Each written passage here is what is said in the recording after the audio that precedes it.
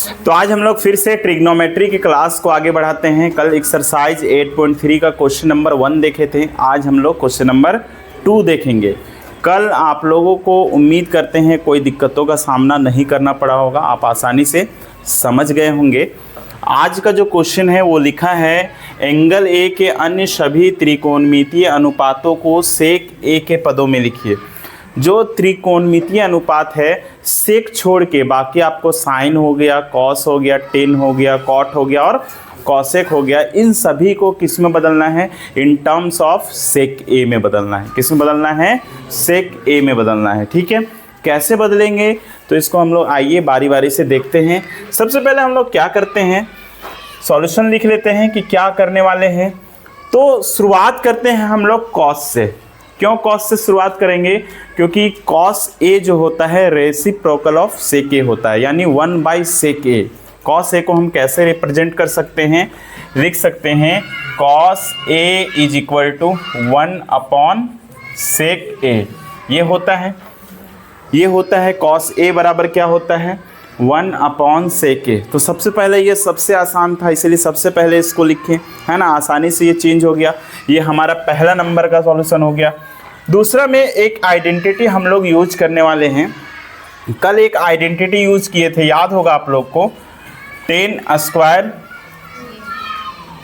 + 1 is equal to sec square है। यही identity था, यही आइडेंटिटी था।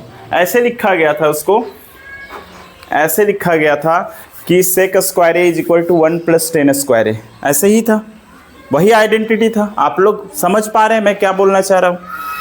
तो इसको हम इधर से ही लिख दिए हैं। इसको पहले ना ये LHS में लिखा गया था, ये RHS में लिखा गया था। क्या होता था? Sec square A is equal to 1 + 10 square, ऐसे ही होता था। अब हम क्या करेंगे, ये प्लस है बराबर के उधर ले जाएंगे तो क्या हो जाएगा? माइनस हो जाएगा। तो हम लिख सकते हैं कि 10² A is equal to sec square ए -1। ठीक है, अगर हम यहाँ पे से स्क्वायर हटा देते हैं या दोनों साइड रूट कर देते हैं तो क्या हो जाएगा? हमारे पास 10a is equal to under root क्या हो जाएगा? सेक स्क्वायर ए -1। यानी बोल सकते हैं हमने कॉस को सेक में बदल दिया है और 10 को मैंने क्या किया है? सेक स्क्वायर ए -1, यानी इसको भी मैंने सेक ए में कन्वर्ट कर दिया है, बदल दिया है। अब बारी आती है इसके बाद, तो हम लोग लिख सकते हैं तीसरा नंबर में कॉट ए के बारे में। किसके बारे में लिख सकते हैं? कॉट ए के बारे में। तो कॉट ए बराबर जो होता है 1/10a होता है। क्या होता है?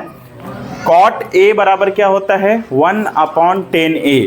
क्यों ऐसा लिखे हैं? क्योंकि 10a का वैल्यू गिवन है। 10a का वैल्यू क्या है? गिवन है। तो हम लोग यहाँ पे लिख सकते हैं cot a is equal to 1/10a की जगह पे हम लोग क्या लिखने वाले हैं? अंडर रूट सेक स्क्वायर ए -1। क्या लिखने वाले हैं? अंडर रूट सेक स्क्वायर ए -1। यानी फाइनली हम लोग कॉट को भी इन टर्म्स ऑफ सेक ए में कन्वर्ट कर चुके हैं। ठीक है, यानी सबसे पहले कॉस को मैंने कन्वर्ट किया है। Cos A is equal to होगा 1/सेक ए।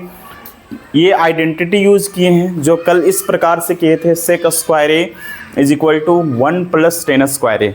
आज इसको लिखे हैं इस प्रकार से, लिखे हैं, ये भी सही है। ठीक है, चेंज कर दिए हैं। ये प्लस है, बराबर को उधर ले जाएंगे तो माइनस हो जाएगा। ठीक है, यानी सेक स्क्वायर ए -1। यहाँ तक बात समझ में आ गया।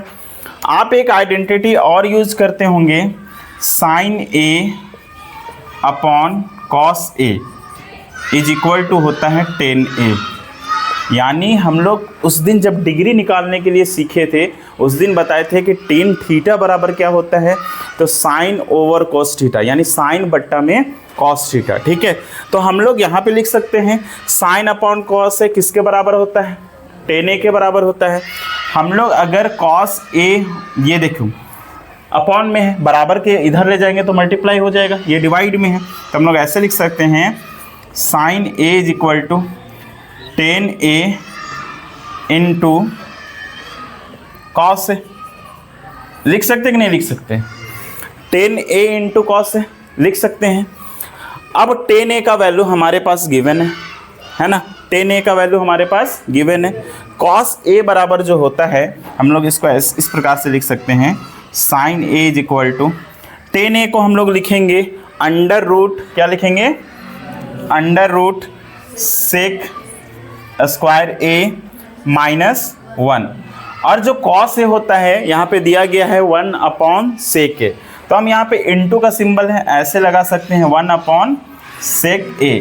अगर मल्टीप्लाई करना चाहेंगे तो 1 से अगर ये मल्टीप्लाई हो जाएगा हमारे पास तो क्या निकल के आएगा, निकल के आएगा sine a is equal to sec square a, sec square a minus 1 upon में क्या हो जाएगा, सेक a, अपॉन में क्या हो जाएगा, यानी फाइनली हम बोल सकते हैं कि साइन a को भी हम कन्वर्ट कर चुके हैं सेक a में, है ना। यहाँ तक बात समझ में आ रहा है। यानी जो आइडेंटिटी हम यूज किए थे tan a is equal to sine a upon cos a, ठीक है, तो कॉस a tan a के साथ जाता है, मल्टीप्लाई में हो जाता है, ठीक है।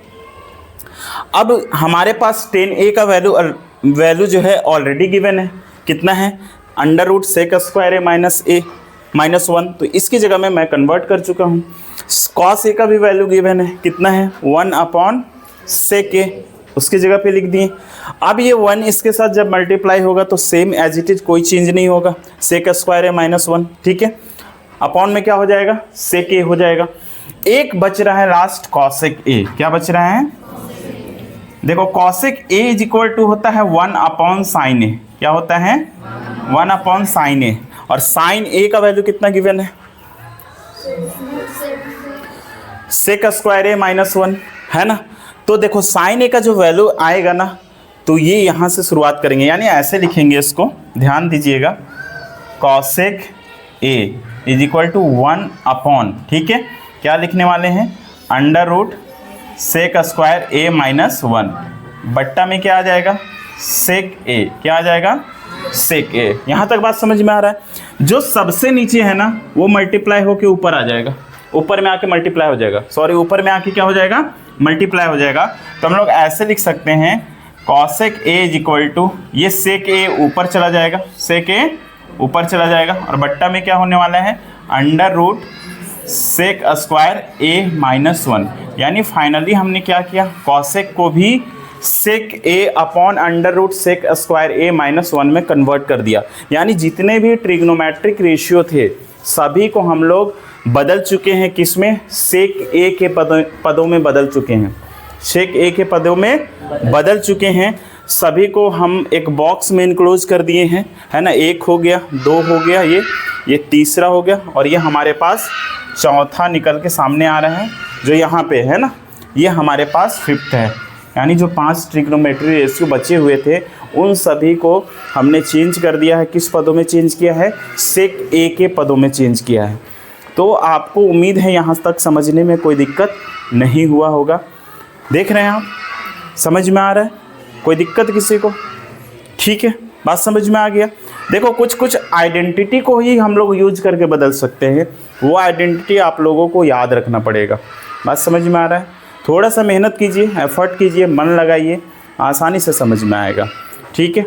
और इसको कम से कम 5 से 10 बार घर में प्रैक्टिस कीजिए, बेहतर रूप से आप समझ जाएंगे, ठीक है। तो मिलते हैं कल एक नए क्लास में और नए क्वेश्चन के साथ।